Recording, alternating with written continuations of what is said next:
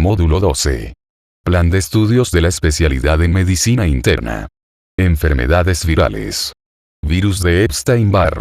Enfermedades infecciosas. Una revisión bibliográfica realizada en el Hospital Docente Clínico Quirúrgico Dr. Miguel Enríquez. Octubre, 2021.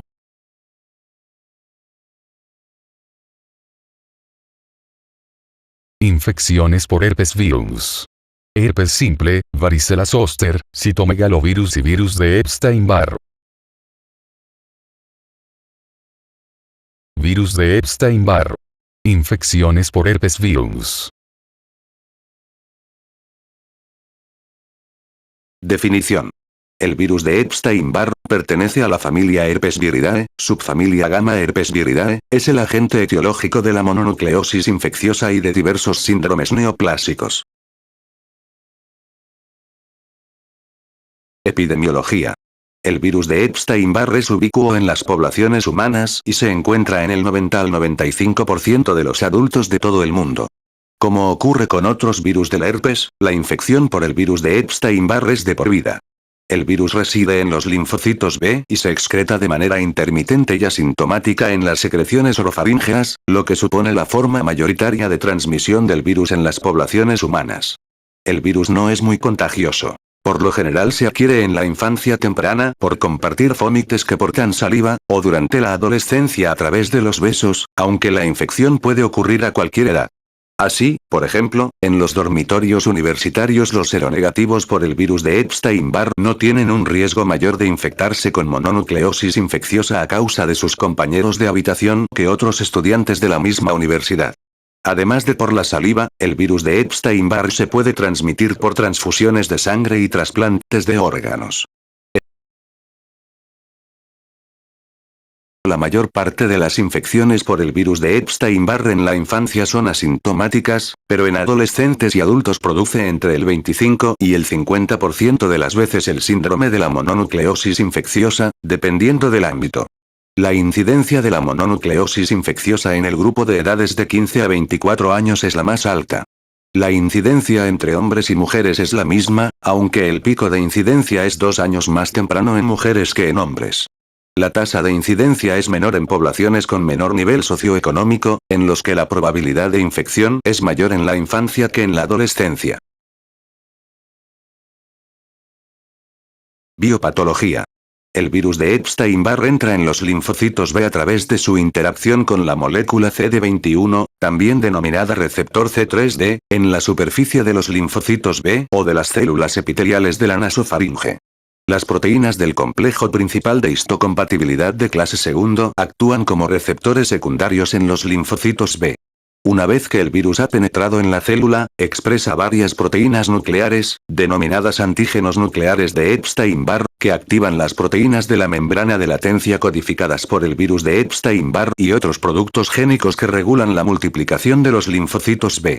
Estos episodios se asocian a transformación o inmortalización de linfocitos B, rasgo característico de su infección. Estos linfocitos B transformados por el virus de Epstein-Barr proliferan de forma activa y mantienen el ADN del virus de Epstein-Barr dentro del núcleo celular en un estado episómico. Durante la fase aguda de la infección por el virus de Epstein-Barr, hasta el 20% de los linfocitos B de la sangre periférica expresan antígenos nucleares de Epstein-Barr.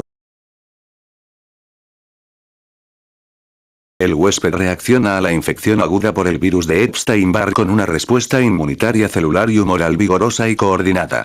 La respuesta inmunitaria humoral incluye anticuerpos inmunoglobulina M e inmunoglobulina G dirigidos a los antígenos de cápside viral y nucleares, así como anticuerpos heterófilos que reconocen los antígenos de superficie de eritrocitos de Canero. Los anticuerpos heterófilos son de utilidad diagnóstica y están presentes en algún momento hasta en el 90% de los casos. Estos anticuerpos son un epifenómeno de las defensas del huésped y no tienen reactividad cruzada con ningún antígeno viral conocido. La respuesta inmunitaria celular comprende linfocitos citolíticos naturales, NK, del inglés natural killer, y linfocitos TCD4 y CD8 específicos del virus de Epstein-Barr. La expansión de los linfocitos TCD8 durante la infección aguda incluye un subgrupo de células grandes activadas que se pueden observar en el frotis de sangre periférica y que se denominan linfocitos atípicos. Esta intensa respuesta inmunitaria celular se asocia a una profusión de citocinas, como el factor de necrosis tumoral, la interleucina 1 y la interleucina 6, que son responsables de muchos de los síntomas y signos de la mononucleosis infecciosa. En la mayoría de los pacientes, los mecanismos de respuesta inmunitaria consiguen controlar la proliferación de linfocitos B inducida por el virus de Epstein-Barr en un período de 4 a 6 semanas después de la evaluación inicial, y se alcanza una simbiosis con el huésped que puede durar de por vida. En alrededor del 15% de los casos, el virus se excreta de forma asintomática en las secreciones orofaríngeas por adolescentes y adultos Vh1 seronegativos. La tasa de excreción del virus aumenta de forma significativa en pacientes con una inmunidad celular deteriorada, como en la infección por el Vh1 o en la inmunodepresión asociada a trasplante de órganos. Manifestaciones clínicas. La mayoría de las infecciones agudas por el virus de Epstein-Barr son asintomáticas. El síndrome de la mononucleosis infecciosa consiste en la tríada clínica: fiebre, faringitis y adenopatías, con linfocitosis atípica y aparición transitoria de anticuerpos heterófilos. El período de incubación entre la infección y el inicio de los síntomas suele ser de 30 a 50 días. El inicio de los síntomas puede ser abrupto o puede ir precedido por pródromos inespecíficos de malestar general y febrícula de varios días de duración. Aunque el síndrome clásico comprende fiebre, faringitis y adenopatías, los hallazgos pueden consistir en un único síntoma dominante o en cualquier combinación de ellos. Otras manifestaciones clínicas frecuentes son la cefalea, el malestar general y la anorexia. Por lo general, en la exploración física los pacientes tienen fiebre. Se suele observar eritema faríngeo, hipertrofia amigdalina y adenopatías cervicales, así como un ligero edema periorbitario. Los hallazgos de la exploración abdominal pueden incluir esplenomegalia o hepatomegalia. La esplenomegalia se identifica por exploración ecográfica en casi todos los pacientes con mononucleosis infecciosa, aunque la esplenomegalia palpable solo afecta al 20% de ellos. La hipertrofia esplénica suele ser máxima entre la segunda y la tercera semana, y a veces no se detecta en la evaluación inicial. Las adenopatías pueden aparecer en regiones no cervicales, pero de una forma mucho menos prominente que en el cuello. En torno al 5% de los pacientes presentan un exantema de naturaleza macular, escarlatiniforme o urticariforme. Si se administra ampicilina, o sus derivados, a los pacientes con mononucleosis infecciosa en la fase aguda, el 90 al 100% desarrolla una erupción maculopapular pruriginosa. Los pacientes con exantema inducido por ampicilina en la fase aguda de una infección por el virus de Epstein-Barr suelen tolerar el fármaco y otros derivados de la penicilina cuando se administran después de que se haya resuelto la infección.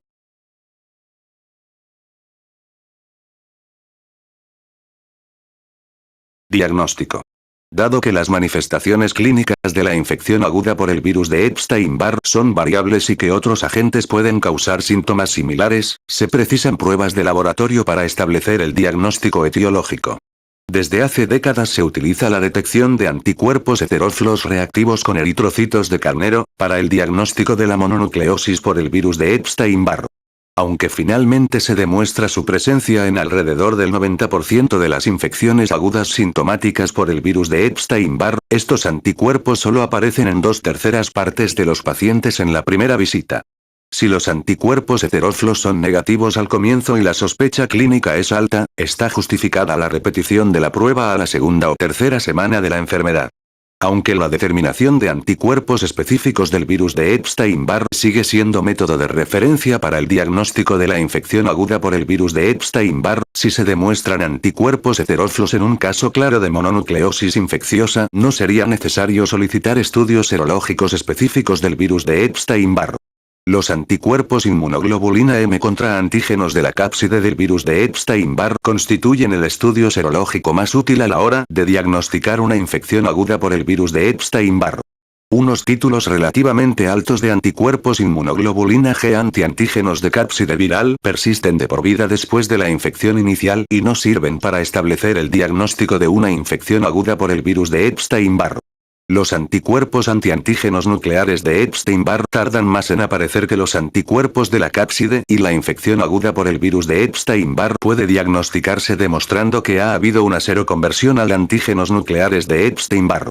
Si el diagnóstico se basa en la aparición de anticuerpos antiantígenos nucleares de Epstein-Barr, las dos pruebas deben realizarse en el mismo laboratorio. Entre los patógenos que causan síntomas clínicos que se pueden interpretar de manera equivocada como una infección aguda por el virus de Epstein-Barr, el citomegalovirus es el más frecuente. Es menos probable que los pacientes con infección por citomegalovirus presenten un comienzo abrupto de síntomas, y la faringitis es con menos frecuencia una manifestación prominente de la mononucleosis. La infección por Toxoplasma gondii puede presentarse también como un cuadro febril inespecífico que puede confundirse con la mononucleosis infecciosa. La faringitis estreptocócica y la estomatitis herpética primaria pueden causar en alguna ocasión síntomas que pueden confundirse con los de la infección aguda por el virus de Epstein-Barr. Ninguno de estos síndromes se asocia a la producción de anticuerpos heterófilos ni con pruebas serológicas específicas para el diagnóstico del virus de Epstein-Barr. Por lo general, el diagnóstico diferencial se realiza mediante pruebas serológicas o cultivo de estos agentes. Sin embargo, hay que tener en cuenta que los microorganismos como el estreptococo A, beta hemolítico y el virus del herpes simple también son frecuentes en la población humana y se puede demostrar su presencia en personas cuyos síntomas se deben a la infección aguda por el virus de Epstein-Barr. Prevención y tratamiento. Dado que el virus de Epstein-Barr se transmite por lo general por personas asintomáticas que lo excretan oralmente y como es tan frecuente en la población humana, las intervenciones epidemiológicas para impedir su propagación no son prácticas. Todavía no se ha desarrollado ninguna vacuna. El cuadro clínico suele ser autolimitado y malamente no es necesaria ninguna terapia específica más allá del uso de ácido acetilsalicílico o paracetamol, como antipiréticos y analgésicos ligeros, salvo en presencia de determinadas complicaciones, como cuando las adenopatías amenazan la vía respiratoria o en determinados casos de anemia hemolítica autoinmunitaria o trombocitopenia. Se han empleado ciclos cortos de corticoesteroides para acelerar la recuperación en aquellos casos en los que los síntomas son graves o refractarios. Los corticoesteroides no deben usarse de manera sistemática y han de administrarse en ciclos no superiores a 10 a 14 días, con disminución progresiva de la dosis, comenzando por una dosis equivalente a 0,5 mg por kilogramos de prednisona. Aunque la replicación del virus de Epstein-Barr puede inhibirse in vitro o in vivo con aciclovir y antivirales relacionados, los síntomas de la mononucleosis infecciosa se deben sobre todo a la respuesta inmunitaria contra el virus y aparecen tras el nivel de máxima replicación. No se ha demostrado que los antivirales aceleren significativamente la resolución de los síntomas o prevengan complicaciones de la enfermedad. Un pequeño ensayo aleatorizado ha notificado una reducción de un día en el tiempo de hospitalización cuando los pacientes con mononucleosis infecciosa grave reciben metronidazol, aunque se requieren datos confirmatorios antes de generalizar este abordaje. Pronóstico. La mayoría de los pacientes se recuperan sin incidencias de los síntomas y signos agudos de la mononucleosis infecciosa en un período de 2 a 3 semanas, aunque muchos pueden tener malestar general y fatiga durante un período variable que puede llegar a 3 a 4 semanas. Algunos pacientes tardan más tiempo en recuperarse del todo y experimentan fatiga y dificultad de concentración hasta 6 meses después del diagnóstico. A menudo, la intensidad de los síntomas aumenta y disminuye y pueden ser muy molestos. Por lo general, la mejor ayuda para estos pacientes es restablecer la confianza en la curación. Los corticoesteroides no son beneficiosos en este contexto. La recuperación puede ser menos sencilla en pacientes con determinadas complicaciones de la infección aguda por el virus de Epstein-Barr, que se esbozan en el siguiente apartado. El fallecimiento por mononucleosis infecciosa es infrecuente, y cuando ocurre se asocia con mayor frecuencia a complicaciones neurológicas de la enfermedad, a rotura esplénica o al síndrome linfoproliferativo ligado al cromosoma X, que se explica más adelante. Complicaciones. Aunque en la mayoría de los pacientes con infección aguda por el virus de Epstein-Barr la recuperación es espontánea, pueden surgir varias complicaciones.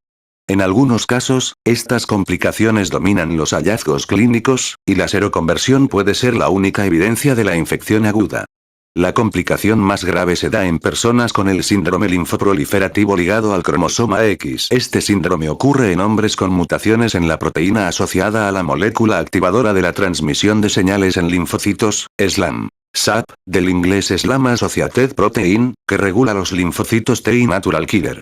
Estas personas, por lo demás sanas, presentan síntomas clínicos graves, una elevada linfocitosis que consiste en linfocitos T y B y hepatitis grave. En el caso de que los pacientes sobrevivan a la infección aguda por el virus de Epstein-Barr, el síndrome puede evolucionar en los meses siguientes hacia una gamaglobulinemia progresiva o hacia un linfoma. El defecto genético asociado a este síndrome puede diagnosticarse intrauterinamente, y se recomienda trasplante de médula ósea precoz para prevenir el asolador síndrome clínico asociado a infección por el virus de Epstein-Barr. Varias complicaciones menos graves específicas de sistemas orgánicos se observan con mayor frecuencia que en el síndrome linfoproliferativo asociado al cromosoma X. Hay que advertir de manera específica a los pacientes de que se puede producir la rotura del bazo, una complicación atribuible a la esplenomegalia y la consecuente distensión de la cápsula esplénica que ocurre con mayor frecuencia en la segunda o tercera semana de la enfermedad, cuando los síntomas de esta remiten. En ocasiones acompaña a traumatismos mayores o menores, aunque también se da sin episodios previos manifiestos. Hay que aconsejar a los pacientes que eviten realizar actividades que puedan causar un traumatismo abdominal durante 6 a 8 semanas a partir del comienzo de los síntomas. Un dolor en el hipocondrio izquierdo, sobre todo el que irradia a la región subescapular, alertaría de este posible diagnóstico. Al igual que con otras complicaciones de la infección aguda por el virus de Epstein-Barr, la ruptura del bazo puede ocurrir de manera ocasional en pacientes sin ninguna manifestación clínica prominente de infección aguda por el virus de Epstein-Barr. Otras complicaciones hematológicas son la anemia hemolítica autoinmunitaria, la trombocitopenia y la neutropenia. Estas complicaciones suelen deberse a la combinación de anticuerpos autorreactivos e hiperesplenismo, y generalmente son autolimitadas y desaparecen con la resolución de la enfermedad. En la anemia hemolítica autoinmunitaria o la trombocitopenia graves, puede ser beneficiosa la administración de corticoesteroides.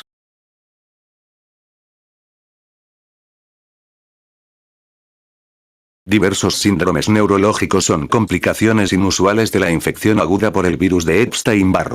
ADN del virus de Epstein-Barr se ha detectado en el tejido cerebral de un reducido número de pacientes con manifestaciones clínicas compatibles con encefalitis por herpes simple. Aunque estos pacientes tienen mucho mejor pronóstico que los afectados por encefalitis por herpes simple, deben recibir por vía parenteral aciclovir o ganciclovir, como en el herpes simple. Otras complicaciones neurológicas son meningitis aséptica, cerebritis, mononeuritis múltiple, parálisis facial, síndrome de Guillain-Barré y mielitis transversa. Estas complicaciones pueden ser importantes, aunque habitualmente remiten de forma espontánea y se asocian a recuperación plena en el 85% de los pacientes sin necesidad de tratamiento antiviral específico. La hepatomegalia leve puede detectarse en la mononucleosis infecciosa aguda, y en casi todos los casos cabe esperar evidencia bioquímica de hepatitis. Las complicaciones hepáticas más graves y las renales, cardíacas, pulmonares y del músculo esquelético son infrecuentes. Otras manifestaciones clínicas. Además de la mononucleosis infecciosa, el virus de Epstein-Barr se asocia a neoplasia y trastornos linfoproliferativos que, si bien se ven con mayor frecuencia en pacientes con defectos de la inmunidad celular, no se limitan a los mismos. Enfermedad linfoproliferativa post-trasplante. La proliferación de linfocitos B inducida por el virus de Epstein-Barr, que está insuficientemente regulada en la presencia de períodos prolongados de inmunodeficiencia T grave, puede causar una proliferación policlonal de linfocitos B, que inicialmente es similar a la observada en la mononucleosis infecciosa aguda. Aunque su presencia es más frecuente en trasplantes de órganos, sobre todo cuando los pacientes reciben inmunodepresión con agentes dirigidos específicamente contra los linfocitos T, como los anticuerpos anti-CD3 o la ciclosporina, este síndrome puede observarse en otras afecciones con niveles y duraciones similares de inmunodeficiencia, como la infección por el VIH-1. La enfermedad linfoproliferativa post-trasplante se observa más a menudo si el donante es virus de Epstein-Barr seropositivo y el receptor seronegativo, con mayor nivel de inmunodepresión por trasplante de células madre hematopoyéticas asociado a enfermedad del injerto contra el huésped, en pacientes esplenectomizados antes del trasplante, y en pares paciente donante con alto grado de incompatibilidad antígenos leucocitarios humanos.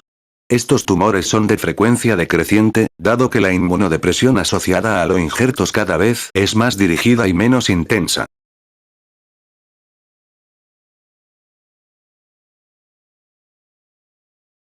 Los pacientes con enfermedad linfoproliferativa post-trasplante a menudo presentan fiebre, adenopatías y esplenomegalia. Si la inmunodeficiencia persiste, estos trastornos suelen evolucionar de un estadio policlonal, que puede revertirse por restauración de la inmunidad, a un estadio monoclonal u oligoclonal, que es progresivo a pesar de la restauración de la inmunodeficiencia celular.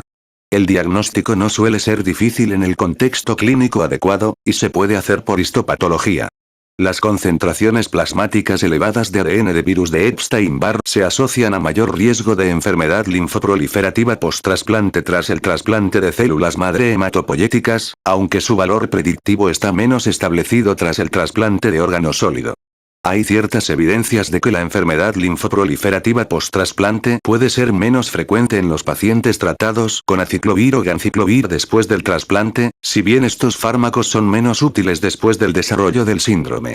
El tratamiento satisfactorio depende del alcance de la inversión de la alteración inmunodepresora antes de la evolución de la clonalidad restringida.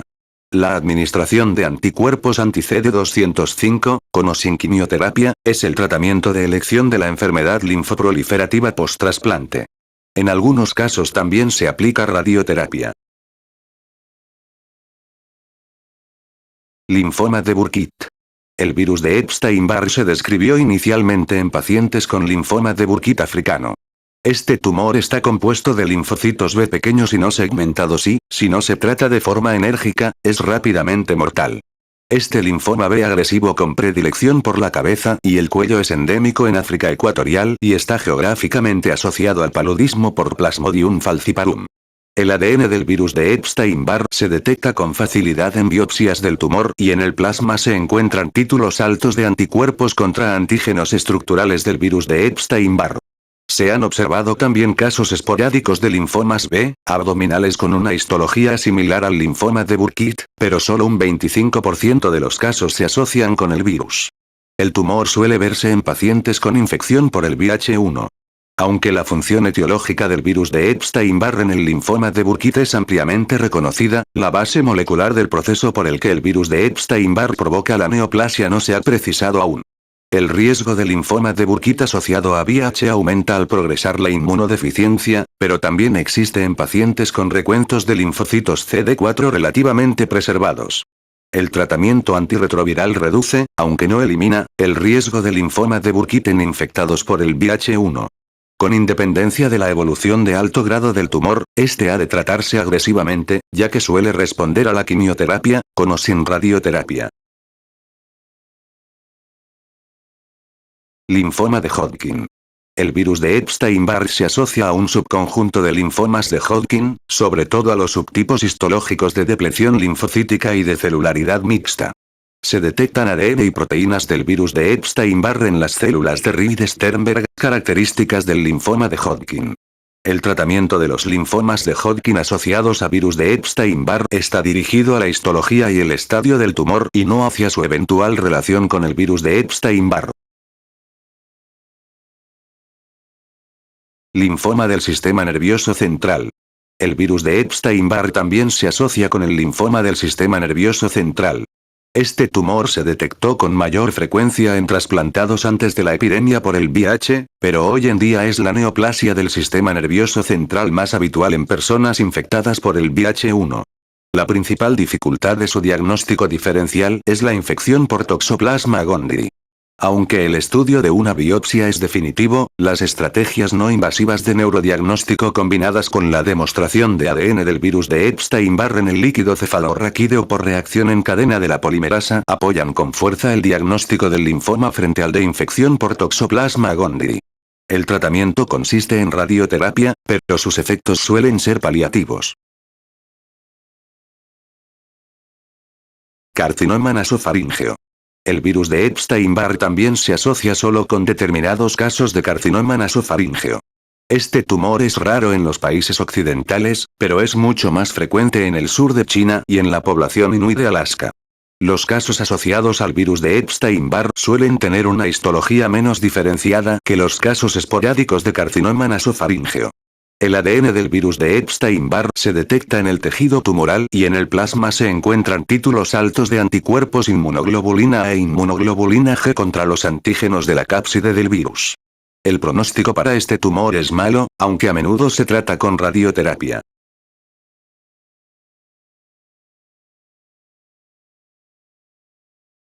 Otras neoplasias asociadas al virus de Epstein-Barr. El virus de Epstein-Barr colabora con otro virus del herpes humano, el virus del herpes humano de tipo 8, para provocar el linfoma en los pacientes infectados por el VIH-1. Estos tumores agresivos se producen en las cavidades del cuerpo, como los espacios pleural, peritoneal y pericárdico. El ADN del virus de Epstein-Barr también se puede detectar en los tumores faciales angiocéntricos de la línea media de fenotipos T y natural killer que causan una destrucción moderada y lentamente progresiva. Esta neoplasia se manifiesta desde el punto de vista clínico como un síndrome que antes se denominaba granuloma letal de la línea media. El virus de Epstein-Barr también interviene de forma clave en la patogenia de un tumor angiocéntrico de linfocitos B, asociados al virus de Epstein-Barr que se manifiesta clínicamente como granulomatosis linfomatoide. Leucoplasia oral vellosa. Esta manifestación clínica de la infección por el virus de Epstein-Barr se caracteriza por una lesión en forma de placa ondulada o vellosa que afecta a la superficie lateral de la lengua. La frecuencia de la leucoplasia oral vellosa es más alta en personas con inmunodeficiencia celular crónica, sobre todo en aquellas infectadas por el VIH-1 y recuentos de linfocitos CD4 inferiores a 200 microlitros. Desde el punto de vista clínico, se confunde muy a menudo con la candidiasis mucocutánea, pero se puede diferenciar por su distribución restringida a la superficie lateral de la lengua y, a diferencia del muguet, no afecta a la mucosa bucal, el paladar o la faringe y no se desprende totalmente por raspado superficial. La biopsia muestra un patrón histopatológico característico, junto con la presencia de ADN y antígenos del virus de Epstein-Barr dentro de las células epiteliales escamosas. Aunque las lesiones pueden resultar problemáticas desde un punto de vista estético, no suelen ser dolorosas. En la leucoplasia oral vellosa asociada a la infección por el VIH-1, las lesiones se resuelven con un tratamiento antirretroviral eficaz. Si no se puede revertir la inmunodepresión, la leucoplasia oral vellosa responde por lo general al valaciclovir, al valganciclovir o al foscarnet. Infección crónica activa por el virus de Epstein-Barr. De forma excepcional, se han descrito casos de pacientes sin una inmunodeficiencia celular clara en los que la infección crónica por el virus de Epstein-Barr se asocia a hepatitis I, o enfermedad pulmonar intersticial persistente o intermitente. Estos pacientes esporádicos que tienen una auténtica enfermedad de un aparato orgánico no deben confundirse con aquellos que presentan el síndrome de fatiga crónica o fibromialgia reumática, sin correlación con el virus de Epstein-Barr. Gracias por ver este video sobre infecciones virales. Espero que hayan aprendido algo nuevo y que les haya servido para entender mejor cómo funcionan estos microorganismos y cómo podemos prevenirlos y combatirlos. Si les gustó el video, no olviden darle like, compartirlo y suscribirse al canal. También pueden dejarme sus comentarios, preguntas o sugerencias para futuros videos. Recuerden que la información es poder, y que la salud es lo más importante. Nos vemos en el próximo video. Hasta pronto.